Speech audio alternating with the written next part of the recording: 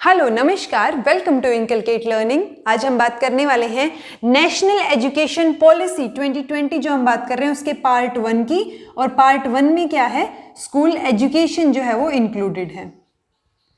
हम ऑलरेडी जो है ओवरव्यू और फंडामेंटल प्रिंसिपल्स जो है इसके उनकी बात कर चुके हैं।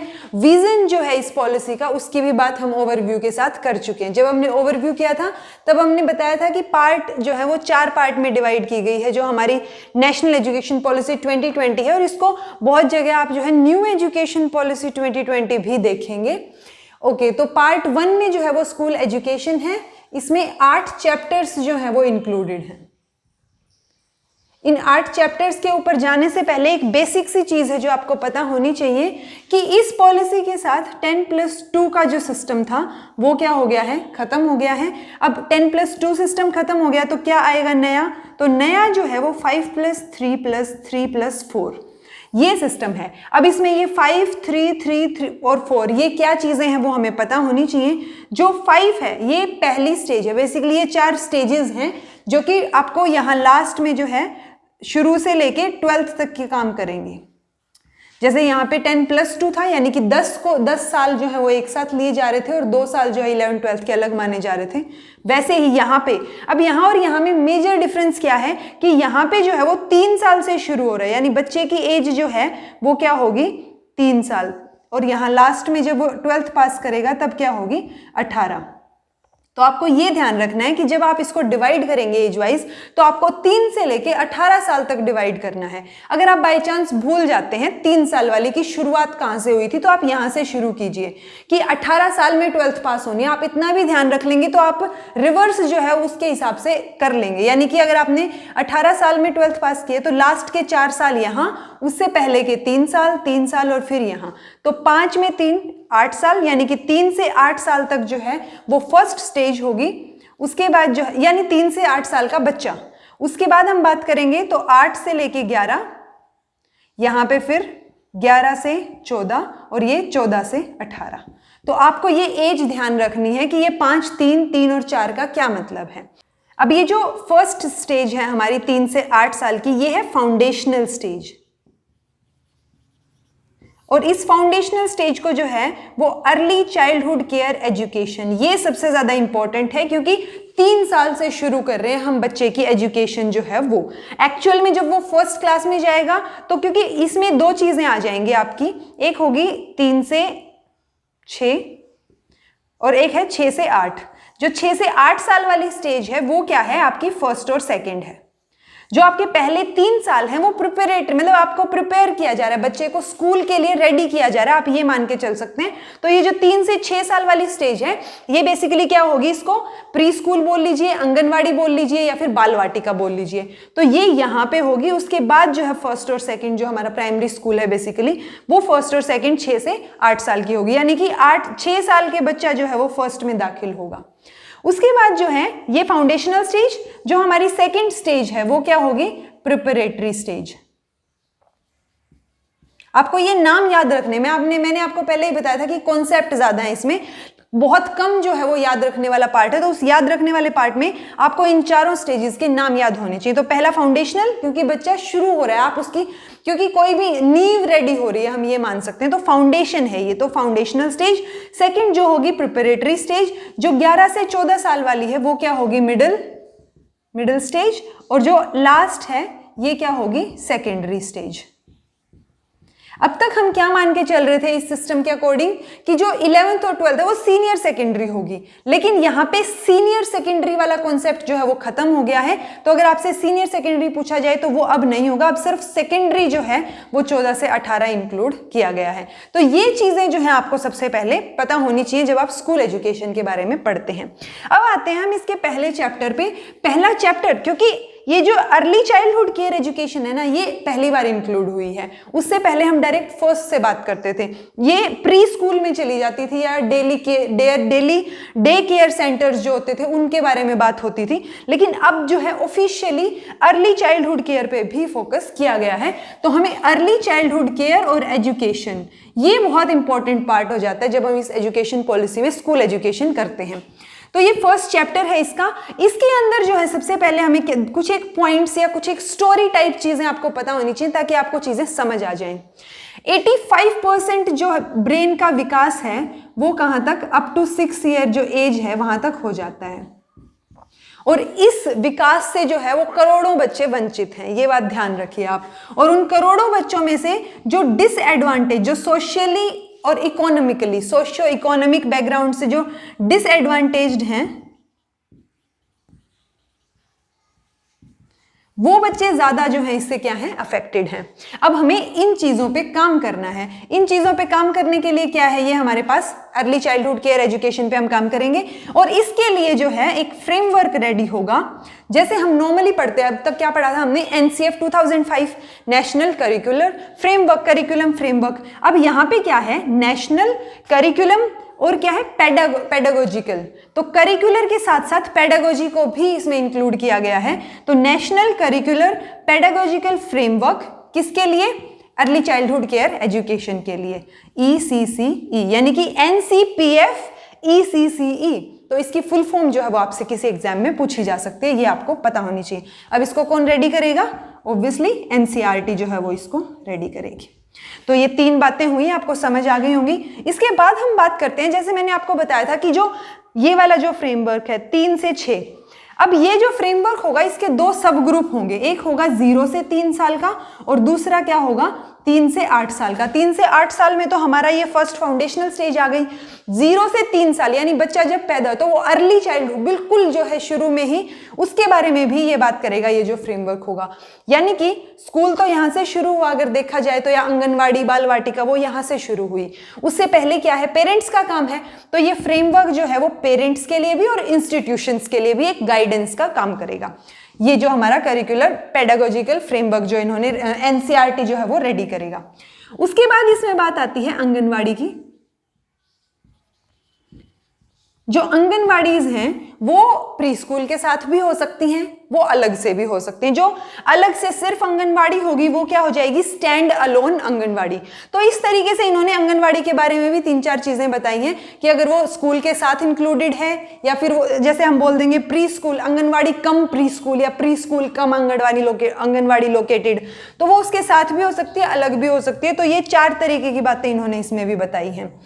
अब जो ये आंगनवाड़ी में या फिर जो ये प्री स्कूल, ये जो ECCE है, यहाँ पे जो टीचर्स या वर्कर्स काम करेंगे वो क्या होने चाहिए, ये जो फ्रेमवर्क है इसमें स्पेशली ट्रेंड होने चाहिए।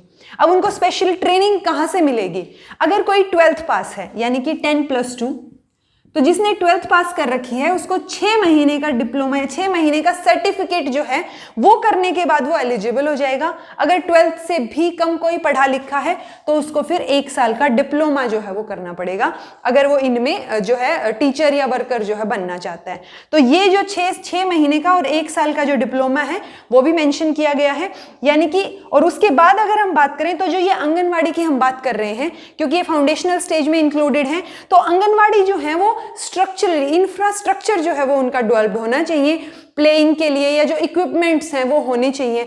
तो बेसिकली ये भी जो है क्या होनी चाहिए, डेवलप होनी चाहिए। और ये सब चीजें हम क्यों कर रहे हैं, क्योंकि ये जो 85% जो है 6 साल की उम्र तक जो विकास हो जाता है वो हमें बेहतर करना है, जो हमारी फर्स्ट स्टेज है वो बेहतर करनी है। तो ये सब चीजें जरूरी हो जाती हैं किसके लिए, high quality early childhood care education के लिए। तो हमें इसकी हाई क्वालिटी पे फोकस करना है।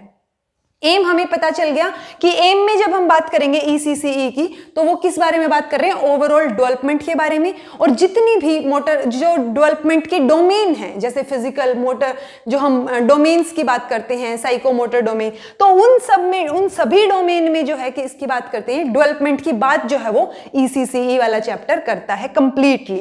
ठीक है जी। उसके बाद जो है अब ये कौन बनाएगा, यानी कि इसका दायित्व या रिस्पॉन्सिबिलिटी किस पे होगी, तो इस कंप्लीट की रिस्पॉन्सिबिलिटी जो है वो किस पे होगी, MHRD पे।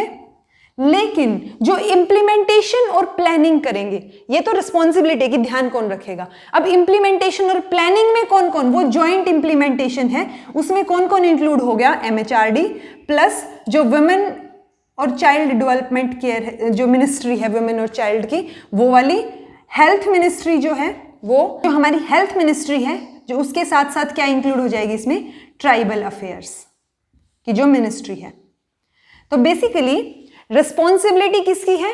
MHRD की, यानी कि ministry of human resource and development. उसके बारे में भी हम आगे बात करेंगे कि ये पॉलिसी जो है वो MHRD को एजुकेशन मिनिस्ट्री यानी मिनिस्ट्री ऑफ एजुकेशन में तब्दील करने की बात करती है। तो MHRD के साथ ये प्लानिंग और इम्प्लीमेंटेशन में इसके साथ साथ कौन इंक्लूडेड होगा? वुमेन और चाइल्ड डेवलपमेंट की जो मिनिस्ट्री है वो, हेल्थ मिनिस्ट्री, और जो ये हमारा ट्राइबल अफेयर्स की जो मिनिस्ट्री है वो।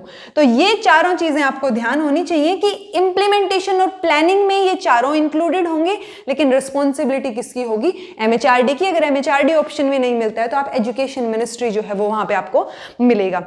उसके बाद जो है, जो अब ये ट्राइबल अफेयर्स, ये तो हमें पता है कि बच्चे की हेल्थ के लिए फाउंडेशनल स्टेज पे, ये वुमेन की और चाइल्ड की केयर के लिए जो मिनिस्ट्री है वो लगा लीजिए। ट्राइबल अफेयर्स जो है वो आश्रमशाला, जो ट्राइबल एरियाज में आश्रमशालाज हैं वहां पे क्या होगा, इस चीज को ECCE को इंक्लूड करने की बात की गई है। तो ये हमारा फर्स्ट चैप्टर था डिटेल में, जो आपको चीजें पता होनी चाहिए। अगर एक आधी कोई टर्म होगी तो वो हम बाद में भी डिस्कस कर सकते हैं। मेजर तौर पे जो चीजें आपको बिल्कुल कम से कम एटलीस्ट पता होनी चाहिए वो ये हैं। अब इसके बाद हम बात करते हैं हमारे बाकी चैप्टर्स के बारे में। अब जो फर्स्ट चैप्टर यानी कि ECCE के बारे में जो हमने बात की, उसमें एक चीज रह गई कि यूनिवर्सलाइजेशन जो है ECCE का, उसका टारगेट जो है वो क्या रखा गया?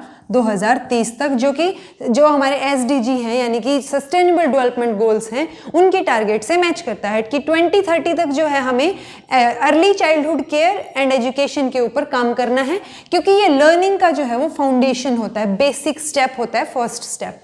दूसरा चैप्टर जो आता है वो है foundational literacy and numeracy and urgent and necessary prerequisite to learning, यानी कि लर्निंग शुरू करने से पहले जो हमारे ये फाउंडेशनल लिटरेसी यानी पढ़ना आना चाहिए बच्चे को, क्योंकि स्कूल में जब बच्चा जाना शुरू करता है तब तक उसको टेबल या गिनती, काउंटिंग, थोड़ा बहुत जो है क ख ग या वर्णमाला, अल्फाबेट्स, ये सब चीजें पता होती हैं। तो उसी को हम यहाँ क्या बोल रहे हैं? फाउंडेशनल लिटरेसी, यानी कि उसको एटलीस्ट कुछ आना चाहिए थोड़ा बहुत। और ये जो लिटरेसी हम मान रहे हैं वो क्या है कि वो 3rd ग्रेड तक जो है वो आ जानी चाहिए। अब यहाँ पे क्या था? 2030 था जो इसकी यूनिवर्सलाइजेशन का टाइमिंग या टारगेट है। जो फाउंडेशनल लिटरेसी और न्यूमरेसी का टारगेट जो इन्होंने रखा है वो भी क्या इंक्लूड करते हुए कि 3rd ग्रेड तक जो है बच्चे को फाउंडेशनल लिटरेसी और न्यूमरेसी आएगी। तो 3rd ग्रेड तक लाने के लिए ये जो टारगेट है ये 2025 है। और इस टारगेट को अकम्प्लिश करने के लिए जो SCRTs और NCRTs हैं वो क्या करेंगी? जो करिकुलम है वो रेडी करेंगी। उसके बाद जो है इन्होंने एक और चीज के बारे में बात की है कि एंजॉयबल और इंस्पिरेशनल बुक्स जो हैं वो रेडी करनी है, पब्लिश करनी है। ऑब्वियसली NCERT करेगी। और ये जो है ये किस लिए हैं? ताकि बच्चों को पढ़ने में इंटरेस्ट हो, इंस्पिरेशनल बुक्स होंगी। दूसरा, इसी चीज से related national book promotion policy जो है वो भी फॉर्मुलेट करनी है। तो नेशनल बुक प्रमोशन पॉलिसी के बारे में हमें वर्ड एक्चुअली ध्यान रहना चाहिए कि हाँ, जो NEP 2020 है वो इस बारे में बात करती है कि ऐसी कोई पॉलिसी फॉर्मुलेशन की बात की गई है। उसके बाद जो है national mission on fundamental literacy and numeracy, ये जो फंडामेंटल लिटरेसी और न्यूमरेसी की बात कर रहे हैं जो कि 2025 तक कंप्लीट करना है, उसके लिए नेशनल मिशन जो है वो चालू किया जाएगा। और वो कौन करेगा? MHRD यानी कि ह्यूमन रिसोर्स डेवलपमेंट जो मिनिस्ट्री है हमारी वो करेगी। इसी पॉइंट में, इसी चैप्टर में ये टीचर वैकेंसीज की बात करते हैं कि टीचर वैकेंसीज जो है वो जल्दी फिलअप होनी चाहिए। प्लस प्यूपिल टीचर रेशो 30:1 होना चाहिए। लेकिन जिन एरियाज में सोशियो इकोनॉमिकली डिसएडवांटेज्ड स्टूडेंट्स ज्यादा हैं वहां पे ये रेशो 25:1 होना चाहिए। उसके बाद ये स्कूल प्रिपरेशन मॉड्यूल की बात करते हैं जो कि 1st ग्रेड से पहले जो है ये प्रिपेयर करेंगे। और इस मॉड्यूल के तहत, इस मॉड्यूल में वो एक्टिविटीज इंक्लूडेड होंगी जो कि 1st ग्रेड से पहले, यानी कि जो हम प्री स्कूल की बात कर रहे थे, जहां पे जो हम बाल वाटिका की बात कर रहे थे, उसमें जो एक्टिविटीज सीखी है बच्चे मैंने, उससे रिलेटेड ये मॉड्यूल होगा ताकि एक्चुअल में पता चले कि बच्चा जो है वो स्कूल रेडी है भी या नहीं है। उसके बाद ये एक दीक्षा जो ऐप है वो हो सकता है आपने सुनी हो, क्योंकि अभी भी ये काम पे है, जिसकी फुल फॉर्म क्या होगी, digital infrastructure for knowledge sharing. तो ये फुल फॉर्म जो है वो आपको पता होनी चाहिए। ऐसे ही और भी फुल फॉर्म्स जो है वो इसमें इंक्लूडेड हैं, जैसे परख करके एक चीज इंक्लूड की गई है। तो ऐसे बहुत सारी फैक्चुअल इंफॉर्मेशन है जो आपको पता होनी चाहिए, उसके बारे में भी हम बात करेंगे। ये था सेकेंड चैप्टर के बारे में, उसके टारगेट्स हमने पढ़ लिए। थर्ड चैप्टर जो है वो कर्टेलिंग ड्रॉप आउट से रिलेटेड है, यानी कि आपको क्या करने हैं, जो ड्रॉप आउट्स हैं वो कम करने हैं। यहाँ पे दोनों जगह यूनिवर्सलाइजेशन की हमने बात की। यूनिवर्सलाइजेशन कब पॉसिबल है, जब ड्रॉप आउट्स जो है वो कम हो। तो जो समग्र शिक्षा अभियान जो है चलाया गया है, या आरटीई एक्ट 2009 के अंडर चीजें हो रही हैं, तो वो सब क्या है, ड्रॉप आउट्स को कम करने के लिए है। इसके बाद ये जो है न्यूट्रिशन की भी बात करता था ये चैप्टर, कि जो मिड डे मील होगा वो न्यूट्रिशियस होना चाहिए। बच्चे जहां पे जिस एरिया में जो स्कूल है वहां के, जैसे पहाड़ी इलाके में होगा या प्लेन एरिया में होगा या साउथ में कोई स्कूल होगा, सबकी रिक्वायरमेंट्स अलग अलग होंगी, प्लस जो है वहां पे अवेलेबिलिटी जो है चीजों की वो भी अलग अलग होगी। तो न्यूट्रिशियस चीजें जो है वो बच्चों को दी जानी चाहिए। इम्यूनाइजेशन जो है वो चेक होना चाहिए कि बच्चे जो है वो वैक्सीनेटेड हैं या नहीं, तो वो 100% इम्यूनाइजेशन जो है वो हमें चेक करना है। ये इन्होंने सेकेंड चैप्टर में बात की। थर्ड चैप्टर में ये प्योरली ड्रॉप आउट्स को कम करने की बात कर रहे हैं। फोर्थ चैप्टर जब आता है उसमें बात आती है करिकुलम और पेडागोजी स्कूल से रिलेटेड। जब हमने इसकी बात की थी थोड़ी देर पहले, तो हमने एक फ्रेमवर्क की बात की थी, यानी कि करिकुलम और पेडागोजी दोनों को मिला के नेशनल करिकुलर पेडागोजी फ्रेमवर्क, और किसके लिए, ECCE। अब यहाँ पे जो आएगा वो क्या है, national curriculum framework for school education, NFSE। तो आपको ये चीज ध्यान रखनी है कि अगर ऐसा कुछ आता है, क्योंकि अभी तक हमने सिर्फ NCF पढ़ा है, अब यहाँ पे क्या बात हो रही है, NCF-SE भी बात हो रही है, NCPF-ECCE की भी बात हो रही है। तो ये चीजें जो है वो फैक्चुअल इंफॉर्मेशन में आ जाती है कि आपको पता होनी चाहिए। अब जो करिकुलम और पेडागोजी से रिलेटेड है उसमें ये 4 चीजों की बात कर रहे हैं कि learning should be holistic, integrated, enjoyable और एंगेज्ड या एंगेजिंग। तो होलिस्टिक में ओवरऑल डेवलपमेंट की बात हो रही है। आप जितनी मर्जी अच्छी अच्छी चीजें इसमें ला सकते हैं वो सारी इंक्लूडेड हैं। होलिस्टिक डेवलपमेंट होगा, इंटीग्रेटेड होगा, जो 4 स्टेजेस हमने पढ़ी थी थोड़ी देर पहले, पूरा का पूरा जो 5+3+3+4 था, वो चीजें रिलेटेड होनी चाहिए कि आप जो पहले 5 वाली जो स्टेज है वहां जो चीजें पढ़ के आए हैं वो आपके आगे काम आएंगी और उन्हीं से रिलेटेड चीजें आगे हों। तो वो इंटीग्रेटेड होनी चाहिए, कनेक्टेड होनी चाहिए एक दूसरे से, एंजॉयबल होनी चाहिए। बच्चे जो है स्कूल जाने से हिचकिचाए ना, कतराए ना, उनको मजा आए स्कूल जाने में। जैसे हम बोलते हैं ना कि काम इंटरेस्ट वाला करना चाहिए हमें, तो वही इंजॉयबल वाली बात इसमें की गई है कि आपको कोई भी काम करने में मजा आएगा तो आपको वो काम की तरह नहीं लगेगा। तो ये पढ़ाई में भी वही बात हो रही है कि बच्चे का मन करे पढ़ने का। उसके बाद है एंगेजिंग, यानी कि एंगेज्ड होना चाहिए बच्चा, एक्टिविटीज होनी चाहिए। तो जो है सेंटर किस पे होना चाहिए, बच्चा जो है वो सेंटर होना चाहिए, जो आज तक हम पढ़ते आए हैं कि स्टूडेंट सेंटर्ड अप्रोच जो है वो होना चाहिए। अब इसी से रिलेटेड प्लस जो आगे बाकी के चैप्टर्स बच गए हैं उनमें कुछ हद तक जो है काफी फैक्चुअल इंफॉर्मेशन भी है, वो हम किस में बात करते हैं अब आगे इसी वीडियो में प्रेजेंटेशन पे बात करते हैं। हाँ जी, तो अभी तक हमने जो बात की वो हमने स्कूल एजुकेशन के बारे में ओवरव्यू देखा, उसका फर्स्ट और सेकंड चैप्टर कंप्लीट जो है वो हमने देखा। थर्ड चैप्टर, फोर्थ चैप्टर के बारे में भी हमने थोड़ी सी बात की थी। तो थर्ड चैप्टर जो है वो क्या है, कर्टेलिंग ड्रॉप आउट रेट्स, जो हमने अभी अभी देखा था कि यूनिवर्सल एक्सेस जो है एजुकेशन की हमें करनी है कि हर लेवल पे एक्सेस जो है वो एजुकेशन की हो एट ऑल लेवल्स। तो ये ऑल लेवल्स हमें ध्यान रखना है कि जो ड्रॉप आउट्स हैं वो कम करने की वजह से ही जो है यूनिवर्सल एक्सेस हो सकती है। ड्रॉप आउट्स अगर बढ़ते रहे किसी ना किसी वजह से, चाहे वो जेंडर इश्यूज की वजह से हो या ट्रेडिशनली कुछ इश्यूज की वजह से हो, रीजनल इश्यूज की वजह से हो, तो बेसिकली हमें वो ड्रॉप आउट्स जो है यानी कि बच्चे जो स्कूल छोड़ देते हैं या पेरेंट्स उनका स्कूल छुड़वा देते हैं, उसको हम ड्रॉप आउट बोल देते हैं कि बीच में पढ़ाई छोड़ देना। तो वो बीच में पढ़ाई ना छूटे और यूनिवर्सल एक्सेस हो सबको, क्योंकि यूनिवर्सल वर्ड कब यूज होता है, वो यूनिवर्सलाइजेशन ऑफ एजुकेशन में हम पहले भी बात कर चुके हैं एक वीडियो में। तो यूनिवर्सल एक्सेस की जब हम बात करते हैं तो उस टाइम पे हमें उनको स्कूल में लाना भी है, फिर रिटेन भी करना है, उनकी कंप्लीट भी करवानी है पढ़ाई, तो वो सारी चीजें जो है यूनिवर्सल में आ जाती हैं। अब इन्होंने क्या किया है टारगेट, जैसे हमने फर्स्ट और सेकंड चैप्टर में देखा था कि फर्स्ट में ECCE का जो था अर्ली चाइल्डहुड केयर का जो 2030 तक टारगेट था, और जो सेकंड फाउंडेशनल लिटरेसी वाली स्टेज जो चैप्टर था उसमें भी हमने ग्रेड 3 तक जो है फाउंडेशनल लिटरेसी में बच्चे अच्छे होने चाहिए, और वो भी 2025 तक यानी 2025 तक।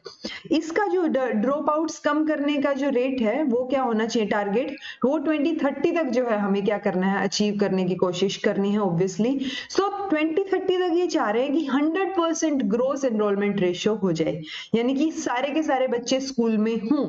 ये जो है इसका मोटो है या इसका गोल है इस कर्टेलिंग ड्रॉप आउट रेट जब हम बात कर रहे हैं। दूसरा जो है, कई बार ड्रॉप आउट का रीजन जो है वो या तो पार्ट टाइम जॉब हो जाती है, या सिचुएशंस फैमिली की ऐसे हो जाती हैं कि आपको काम करना पड़ता है, तो उस काम के साथ साथ या फिर आपने किसी वजह से पढ़ाई छोड़ दी थी, अब आप कंटिन्यू करना चाह रहे हैं, तो उसके लिए ओपन डिस्टेंस लर्निंग प्रोग्राम्स जो है वो भी ऑर्गेनाइज होते हैं। अब ये जो ODL है इसकी फुल फॉर्म आपने ध्यान रखनी है कि ओपन डिस्टेंस लर्निंग है। ये कई बार होता है कि इतनी सी जो ये है हमारी एब्रीवेशन है, इसमें फंसा देता है एग्जामिनर जब शॉर्ट क्वेश्चन की आप बात करते हैं, ऑब्जेक्टिव टाइप क्वेश्चन में जब आप अटेम्प्ट कर रहे होते हैं, तो वो ओपन डिस्टेंस लर्निंग है। अगर आपने एक बार पढ़ा हुआ होगा तो आपको ऑटोमेटिकली ध्यान आ जाएगा कि ऐसी चीज होती है। और ये प्रोग्राम्स कौन ऑर्गेनाइज करता है, NIOS, जो कि national institute of open schooling है। उसके बारे में हम एक जो है 5-7 मिनट की वीडियो आपको डिटेल में मिल जाएगी, that will be enough for you. उसके बाद आता है फोर्थ चैप्टर, जिसमें ये करिकुलम और पेडागोजी की बात कर रहे हैं स्कूल्स में, क्योंकि ये जो पार्ट है हमारा ये स्कूल एजुकेशन को डेडिकेटेड है। इससे नेक्स्ट जो पार्ट सेकेंड है उसमें वो किसको डेडिकेटेड है, हायर एजुकेशन को। तो फिलहाल अगर हम करिकुलम और पेडागोजी बोल रहे हैं तो वो स्कूल एजुकेशन के लिए ही है। और लर्निंग जो है वो क्या होनी चाहिए, होलिस्टिक, इंटीग्रेटेड, एंजॉयबल और एंगेजिंग, ये भी हमने बात की। तो इसमें 4 स्टेजेस जो है हमने पढ़ी थी कि फाउंडेशनल स्टेज। अब फाउंडेशनल स्टेज क्या हो गया, 5 साल की जो है फ्लेक्सिबल, मल्टी लेवल और प्ले या एक्टिविटी बेस्ड लर्निंग इसमें होगी। और करिकुलम और पेडागोजी किसका होगा, ECCE के लिए, यानी early childhood care and education. Second, अब ये जो स्टेजेस हैं ये एक दूसरे से रिलेटेड हैं। प्रिपरेटरी स्टेज जो है नेक्स्ट 3 साल की होगी, जो कि डिपेंड करेगी कि फाउंडेशनल स्टेज में क्या हालात रहे हैं बच्चे के पढ़ाई के, तो वो अगर बेटर है तो ये वाली स्टेज, तभी हमने वो फेज्ड मैनर की भी हम बात करेंगे कि फाउंडेशनल स्टेज के बाद प्रिपरेटरी स्टेज, प्रिपरेटरी के बाद मिडिल स्टेज जिसमें 3 साल का जो एजुकेशन है, जिसमें हम पेडागोजी और करिकुलम डेवलपमेंट की बात कर रहे हैं बच्चे की। सेकेंडरी एजुकेशन जो है वो 4 साल की होगी, जिसमें मल्टी डिसिप्लिन। अब ये जो डीपनेस है किसी भी टॉपिक की वो लेवल वाइज बढ़ती जाएगी। ऑब्वियसली फाउंडेशनल स्टेज में आप जो है बिल्कुल बाल वाटिका में या फर्स्ट सेकंड क्लास में हैं, सेकेंडरी स्टेज में आप 9 to 12th क्लास में हैं, तो उससे आपके जो टॉपिक्स हैं, अगर आपने नोटिस किया हो साइंस का या किसी भी सब्जेक्ट का, हिस्ट्री का, तो 6th क्लास में जो टॉपिक्स हैं वही जो है 6 to 8 तक थोड़े थोड़े पार्ट में है। अगर हिस्ट्री की बात करूं मैं पर्टिकुलर, तो 6 to 8 तक जो है वो तीनों हिस्ट्री आ गई, एंशिएंट, मिडिवल और मॉडर्न। उसके बाद 11th-12th में सेम चीज, एंशिएंट और मॉडर्न हिस्ट्री बहुत डीप में है। तो वो चीज क्या हो जाती है कि आपकी क्लास के बेसिस पे उसकी डीपनेस जो है वो डिफर करती है। ऐसे ही अगर साइंस के टॉपिक्स भी आप देखेंगे, शुरुआत में आपको बेसिक बताया जा रहा है और बाद में वही चीज डीप में आ रही है। जब आप मास्टर्स करते हैं तो वही चीजें सेम वो और डीप में हो जाती हैं, आप और डिटेल में पढ़ते हैं, तो वो जो डीपनेस है टॉपिक की वो फाउंडेशनल से सेकेंडरी तक इंक्रीज होती जाएगी। होलिस्टिक डेवलपमेंट जो है उसकी बात करते हैं, ये करिकुलम का कंटेंट जो है वो रिड्यूस करने की बात करते हैं, ताकि यानी कि अगर आप कम भी पढ़ रहे हैं लेकिन उस पर क्रिटिकल थिंकिंग कर रहे हैं, रीजनिंग पे ध्यान दे रहे हैं, तो वो सारी चीजें क्या, अब अगर आप प्रॉब्लम सॉल्विंग के थ्रू बच्चों को समझा रहे हैं तो वो कम करिकुलम में भी आप क्या करेंगे, ज्यादा पढ़ा पाएंगे, ज्यादा उनको समझा पाएंगे। तो कंटेंट या जो जैसे हम बोल देते हैं ना कि किसी भी एग्जाम की तैयारी के लिए आपके पास बहुत सारी बुक्स की जरूरत नहीं है, आपके पास कम लिमिटेड होंगी, लेकिन आपने बार बार रिवाइज कर रखी होंगी, दैट विल बी इनफ। तो कंटेंट इकट्ठा करना या बहुत ज्यादा पढ़ाना मोटो नहीं होना चाहिए। Learning, critical thinking, critical analysis जो है बच्चों में पैदा हो, तो वो चीज जो है उनके अंदर डेवलप की जाने की कोशिश करनी है हमने। एक्सपीरियंशियल लर्निंग की ये बात करते हैं जिसमें आर्ट इंटीग्रेशन, स्पोर्ट्स इंटीग्रेशन, तो ओवरऑल जो है ये बात करते हैं कि फ्लेक्सिबिलिटी होनी चाहिए कोर्सेज में। ये नहीं होना चाहिए कि अगर आप साइंस ले रहे हैं तो वो एक स्ट्रीम में डिवाइड हो गया, तो वो एक हार्डकोर सेपरेशन नहीं है, वो यहाँ हमें देखने को मिलेगा जो हमने फंडामेंटल प्रिंसिपल में भी बात की थी। तो जो फंडामेंटल प्रिंसिपल है वो आपको हर जगह कहीं ना कहीं उनकी झलक दिखेगी। तो ये एक्सपीरियंशियल लर्निंग और जो ये एम्पावरमेंट है फ्लेक्सिबिलिटी के थ्रू, इनका ओवरऑल मतलब यही निकल के आता है कि आपने जो है बच्चों को स्कोप देना है कि वो जो पढ़ना चाहे, जो उनका इंटरेस्ट है उसके ऊपर वो काम कर सके। फिर आता है multilingualism and the power of language, यानी कि लैंग्वेज और मल्टीलिंगुअलिज्म पे आपने फोकस करना है, क्योंकि ये इस पॉलिसी का मानना है। और वैसे भी इन जनरल हमें साइकोलॉजी में पता है कि बच्चा जो चाइल्डहुड वाली जो अर्ली स्टेज होती है उसमें बहुत जल्दी जो है लैंग्वेज डेवलप कर पाता है, तो उस टाइम पे जो है उसको अलग अलग लैंग्वेज का एक्सपोजर मिले, उसकी बात इसमें की गई है। कोठारी कमीशन ने 3 लैंग्वेज फॉर्मूला दिया था, हमने कोठारी कमीशन करते टाइम भी पढ़ा था और उसके बाद हमने नेशनल एजुकेशन पॉलिसी 1968 के टाइम भी पढ़ा था। तो वो 3 एजुकेशन फॉर्मूला इस मल्टीलिंगुअलिज्म के लिए उन्होंने एक्सटेंड कर दिया है कि आप उसको फॉलो अप करने की कोशिश कीजिए। अभी 3 लैंग्वेज फॉर्मूला या फिर आप मल्टीलिंगुअलिज्म की बात कर रहे हैं तो आपको क्या चाहिए, बायलिंगुअल बुक्स चाहिए, क्योंकि साइंस और मैथ, स्पेसिफिकली साइंस फील्ड में या आगे अगर हम फर्दर जाते हैं इंजीनियरिंग में, एमबीबीएस में, तो वहां क्या होता है मटेरियल हिंदी में नहीं होता हमारे पास। तो हमें क्या करना है, high quality bilingual text books जो है वो क्या करनी है, डेवलप करनी है। टीचिंग लर्निंग मटेरियल जो है साइंस और मैथ्स के लिए हिंदी में डेवलप करना है, तो वो Hindi in the sense bilingual होनी चाहिए टेक्स्ट बुक्स की, दोनों लैंग्वेज में जो है वो टेक्स्ट बुक अवेलेबल है। फिर आता है every student in the country will participate in fun project और एक्टिविटी। ये 2 तरीके से होगी, एक तो द लैंग्वेज ऑफ इंडिया के नाम से और एक इनिशिएटिव होगा एक भारत श्रेष्ठ भारत। तो इसमें क्या हो जाता है कि आपको इसके अंदर बहुत सारी एक्टिविटीज के थ्रू सिखाने की कोशिश की जाती है और वहां पे एक कॉम्पिटिटिवनेस भी आ जाएगी जब आप किसी लेवल पे पार्टिसिपेट करते हैं। ऑब्वियसली एक्सपोजर इंक्रीज होगा आपका, तो हर एक स्टूडेंट को जो है पार्टिसिपेट करवाने की कोशिश करनी है हमें। उसके बाद आता है संस्कृत नॉलेज सिस्टम्स, SKS। आपको ये फुल फॉर्म्स जो है ये ध्यान में रखनी है, अगर आपसे याद हो जाए तो वेल एंड गुड, अगर नहीं हो रही है तो आपको ओवरऑल आइडिया होना चाहिए कि इस टाइप की टर्म हमने पढ़ी थी। तो संस्कृत की अगर बात करें तो ये इंपॉर्टेंट लैंग्वेज मानते हैं ऑब्वियसली, 8th शेड्यूल में जो लैंग्वेजेस हैं 22, उनमें से भी संस्कृत एक लैंग्वेज है। क्लासिकल लिटरेचर जो है वो बहुत ज्यादा है इसमें। ऐसा इस पॉलिसी का मानना है कि जितना लेटिन और ग्रीक जो कि डेड लैंग्वेज हम मानते हैं कि उनमें बहुत ज्यादा लिटरेचर भरा पड़ा है, तो वो लेटिन और ग्रीक को के जो कंटेंट है, उनका जो लिटरेचर है, उसको अगर मिला दिया जाए, उसके बाद अगर कंपेयर किया जाए तो संस्कृत में उन दोनों के मिला के भी ज्यादा क्या है, कंटेंट है हमारे पास। इसलिए संस्कृत जो है वो नॉलेज बच्चों में होनी चाहिए। तो बहुत वास्ट जो है ट्रेजर बोल रहे हैं इसको, चाहे वो मैथ्स हो, फिलोसफी हो, ग्रामर, तो सभी चीजों में क्या है, संस्कृत में काफी लिटरेचर अभी भी है। उसके लिए आपको थोड़ी संस्कृत आनी चाहिए, लेकिन वो हाई लेवल की संस्कृत है, तो वो संस्कृत को आप सिखाएंगे कैसे?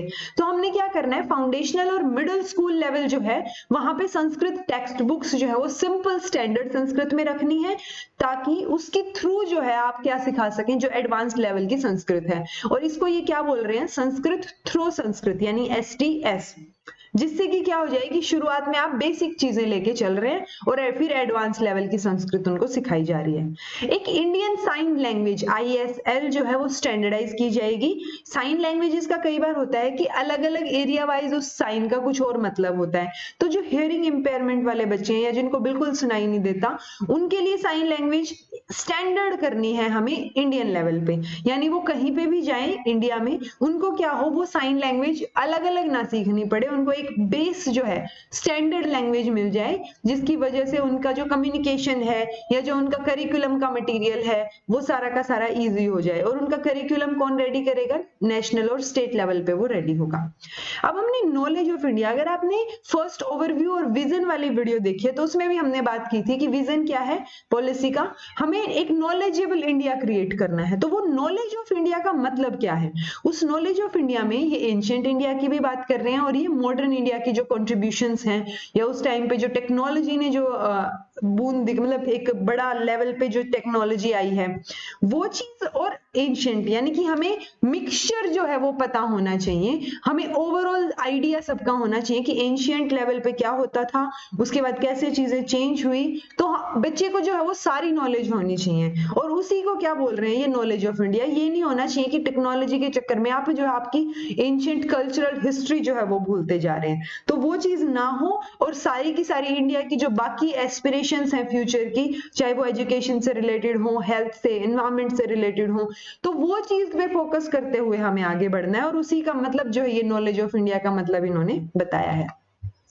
फिर आता है national curriculum framework for school education, NFSE. आपको ये ध्यान रखना है कौन तैयार करेगा?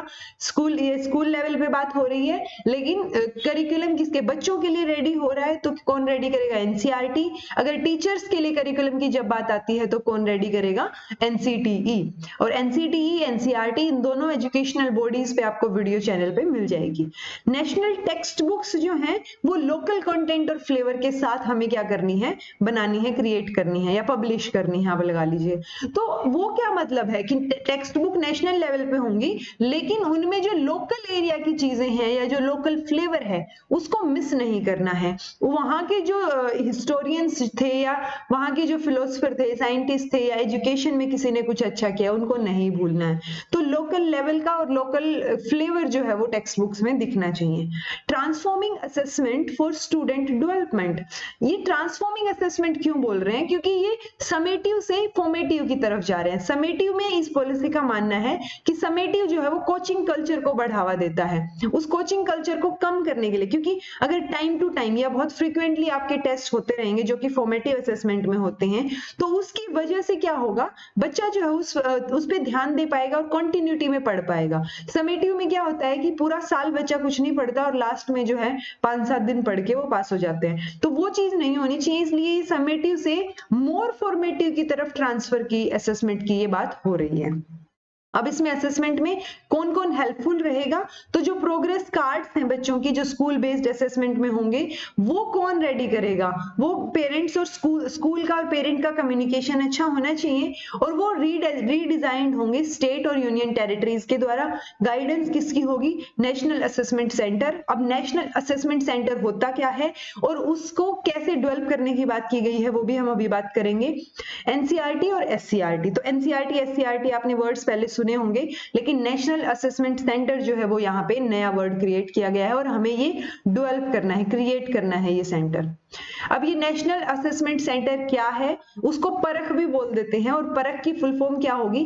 Performance assessment, review and analysis of knowledge for holistic development. तो ये इसकी ओवरऑल फुल फॉर्म है। नेशनल असेसमेंट सेंटर हमें डेवलप करना है, क्रिएट करना है। प्रपोज किया है कि ऐसा कोई सेंटर होना चाहिए जो कि अच्छे तरीके से असेसमेंट करे बच्चों की कि उन्होंने क्या पढ़ा है। तो होलिस्टिक डेवलपमेंट की जो है असेसमेंट की बात हो रही है यहाँ पे। असेसमेंट के साथ साथ रिव्यू और एनालिसिस की बात हो रही है ताकि अगर परफॉर्मेंस डाउन है तो उसको कैसे आप डेवलप कर सकते हैं, चेंज कर सकते हैं। ये स्टैंडर्ड सेटिंग बॉडी किसके अंडर काम करेगी? एमएचआरडी के अंडर काम करेगी। अब कुछ अगर आपने देखा हो तो स्पेशल एजुकेशन के बारे में हम पढ़ते हैं, बीएड जो है वो भी स्पेशल एजुकेशन में होती है। तो वो सपोर्ट जो है वो गिफ्टेड स्टूडेंट्स के लिए भी होनी चाहिए, यानी जिनके अंदर ज्यादा टैलेंट है या जो जल्दी सीख पाते हैं उन बच्चों के लिए जो टीचर्स होंगे उनके लिए भी बीएड प्रोग्राम जो है वो गिफ्टेड चिल्ड्रन के लिए भी स्पेशलाइजेशन होनी चाहिए जब आप बीएड कर रहे हैं। टॉपिक सेंटर्ड और प्रोजेक्ट सेंटर्ड क्लब्स और सर्कल्स बनाने की इसमें बात की गई है कि उनको एनकरेज करना है। अब ये क्लब्स और सर्कल्स कैसे, जैसे science circle, math circle, music या डांस का सर्कल, चेस का सर्कल, तो ऐसे बहुत सारे क्लब्स, बेसिकली ये ग्रुप्स होंगे जो कि प्रोजेक्ट बेस्ड और टॉपिक सेंटर्ड चीजों पे काम करेंगे। उसके बाद आता है 5th चैप्टर टीचर्स। टीचर्स की जब हम बात करते हैं तो टीचर एलिजिबिलिटी टेस्ट जो है उनको क्या करना है, स्ट्रेंथन करना है। 2030 तक जो है वो क्या करना है, हमें मिनिमम डिग्री क्वालिफिकेशन क्या होनी चाहिए, 4 साल का इंटीग्रेटेड बीएड कोर्स, यानी कि डिग्री के साथ साथ आपकी बीएड भी उसी में इंटीग्रेटेड होगी। जैसे अब डिग्री 3 साल की भी होती है तब डायरेक्ट 4 साल की ही होगी। कुछ एक के लिए 2 ईयर बीएड प्रोग्राम्स होंगे। मान लीजिए उस टाइम तक किसी ने जो है मास्टर्स कर ली किसी चीज में और उसके बाद उसने बीएड करनी है, तो आपने 3 साल की डिग्री की, उसके बाद मास्टर्स की, तो वो क्या हो जाएगा, या डिग्री के बाद आपने बीएड करनी है तो वो 2 साल का बीएड प्रोग्राम होगा। अगर आपने 4 साल का इंटीग्रेटेड प्रोग्राम नहीं किया, मान लीजिए 4 साल की बीटेक आपने की है और उसमें इंटीग्रेटेड बीएड नहीं थी, तो आपने 1 साल की बीएड जो है वो प्रोग्राम भी आपके पास होगा। तो ये 4, 2 और 1 साल के बीएड प्रोग्राम्स ऐसे ऐसे इन्होंने बताए हैं कि किस तरीके से आगे काम करेंगे। कुछ एक special short local teacher education programme भी होंगे जो कि लोकल लेवल पे बच्चों को पढ़ाने के लिए, या वहां के टीचर्स वहीं पे ही जो है कंट्रीब्यूट कर रहे हैं, उस तरीके के स्पेशल कोर्सेज भी जो है इसमें अवेलेबल होंगे। Shorter post BEd certification courses भी होंगे। मान लीजिए आपने बीएड जो है वो जनरल में कर ली, उसके बाद आप स्पेशल जो एजुकेशन है या गिफ्टेड स्टूडेंट्स की जो एजुकेशन है उसके बारे में आप जानना चाह रहे हैं या उसके बारे में सर्टिफिकेट करना चाह रहे हैं, तो वो क्या हो जाएगा, कंपैरेटिवली शॉर्टर कोर्स हो जाएगा, क्योंकि आप बीएड के बाद कर रहे हैं। NCFTE यानी कि national curriculum framework for teacher education, जो हमने एक बार पढ़ा है, उसके बाद इन्होंने 2021 में नया कॉम्प्रिहेंसिव डेवलपमेंट इसमें होना चाहिए, एक नया जो है करिकुलम फ्रेमवर्क टीचर एजुकेशन के लिए आना चाहिए, उसकी बात की गई है। अब वो कब तक आएगा वो देखने वाली बात होती है। फिर है service environment and culture. Obviously जो वर्क कल्चर है टीचर्स के लिए और जो उनका एनवायरमेंट है सर्विस का, वो बेटर करने की कोशिश करनी है। एक जो नेशनल प्रोफेशनल स्टैंडर्ड्स जो है टीचर्स के लिए सेट करने हैं, जिसको NPST ये एब्रीविएशन में बोल रहे हैं, और वो कब तक होना चाहिए, 2022 तक। तो ये 2-4 चीजें हैं जो आपको एग्जैक्टली याद होनी चाहिए कि NPST जो है 2022 तक होगा। जो ये टीचर्स के लिए NCF की बात हो रही है, NCFTE, वो 2021 में नया डेवलप करना है। अब इन्होंने क्या कहा है कि जो NCTE जो टीचर एजुकेशन के लिए काउंसिल है और जो रिहेबिलिटेशन काउंसिल है, इन दोनों पे भी आपको वीडियो मिल जाएंगी, तो आपको ओवरऑल इनके बारे में पता होना चाहिए। और ये पॉलिसी क्या बोल रही है कि जो NCFT और RCI हैं उनको मिलके काम करना है और उनके अंदर ज्यादा सिनर्जी, या फिर आप ये लगा लीजिए उनको सभी लेवल पे जो है कंट्रीब्यूट करना है एक दूसरे के काम में। तो वो NCTE और RCI को इंश्योर करना है कि जो क्वालिटी है एजुकेशन की स्पेशल एजुकेटर्स के लिए वो बेटर हो सके। कॉन्टिन्यूअस प्रोफेशनल डेवलपमेंट की बात की गई है, जिसको CPD बोलते हैं।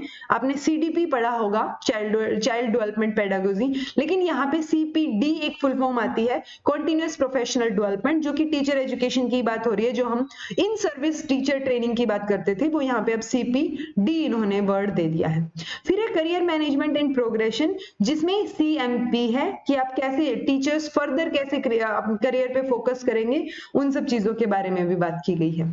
फिर आता है 6th चैप्टर, जिसमें इक्विटेबल इंक्लूसिव एजुकेशन की बात की गई है, यानी इंक्लूसिव एजुकेशन होनी चाहिए, सबको इंक्लूड करके चले। तो उसमें ये बोलते हैं कि जो RPWD एक्ट है 2016 का, वो सारा का सारा इसमें इंक्लूडेड होगा, यानी कि ये पॉलिसी जो है वो कंप्लीटली उसको साथ लेके चल रही है।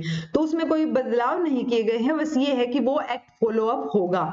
जेंडर इंक्लूजन फंड की बात की गई है कि एक स्पेशल फंड जो है वो इस पे दिया जाएगा ताकि सभी जेंडर को इंक्लूड किया जा सके और जेंडर डिस्क्रिमिनेशन और बायस्डनेस ना हो।